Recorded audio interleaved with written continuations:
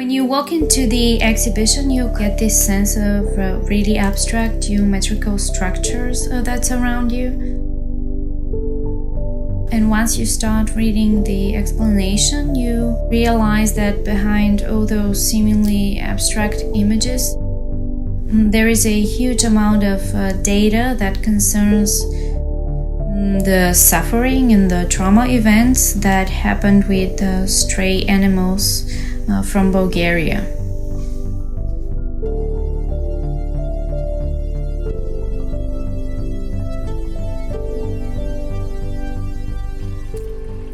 The exhibition Trauma Mapping is the newest project of a very young artist by the name of Aksiniya Peicheva.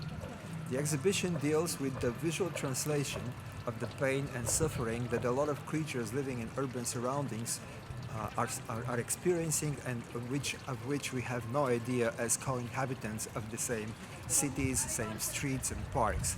And the reason why we are in this park is precisely because it is usually in such surroundings that the animals are being subjected to violence, random or conscious violence by humans.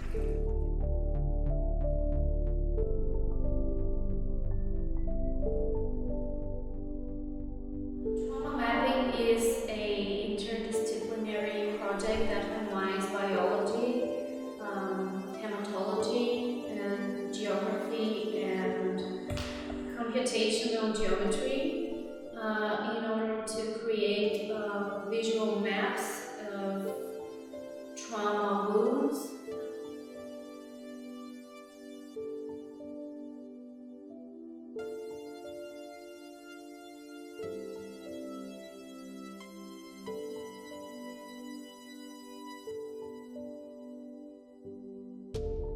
The project is divided in 3 stages. The first stage is taking a direct sample from the wound by using a glass slide. The sample is afterwards being stained. The staining of the sample is a process that goes through different colors. Each cell absorbs a different color. When you look through the microscope, you can identify each cell type by the color they've absorbed. The next stage is extracting the data that concerns the white blood cells. Those are the cells that are in charge of fighting with all sorts of infections that have entered the body through the open wound. So in a way you can say that their concentration tells us where the trauma process is stronger. Once we've extracted the coordinates of the white blood cells, the next stage is applying a computational geometry method. In this case, this is the Delaunay triangulation.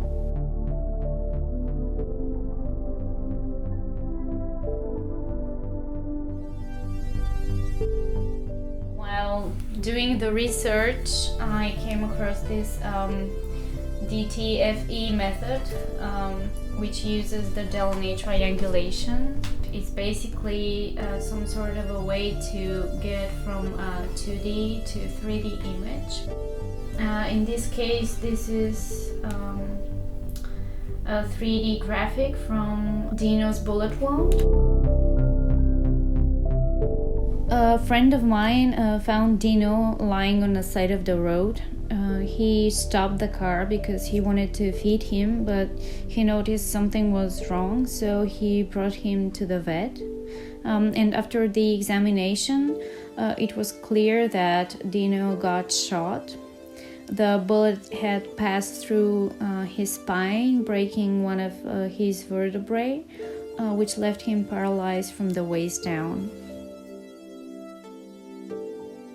A sample of his fresh wound was taken, and based on the locations of the white blood cells, a 3D graphic was created. And the result is an image that resembles a relief. The higher the terrain is, the more white blood cells there are on that spot, or in other words, the infection there is bigger. And using the geographic information system, we created a map, which was afterwards made into a real relief.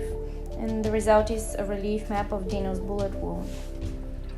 The exhibition is located in the spaces of the Institute of Contemporary Art, which is a small non-profit association of artists and curators in existence since 1995.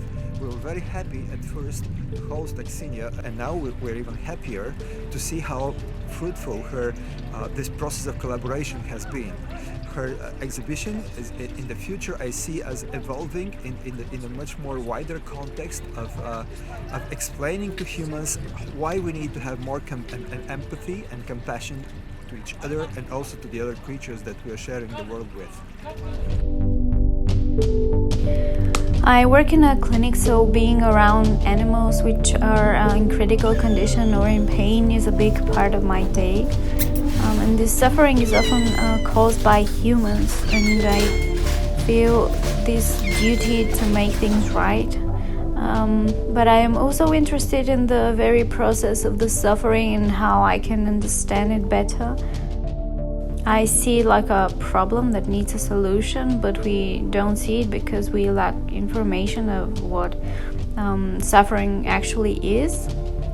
So I gathered all this visual material and I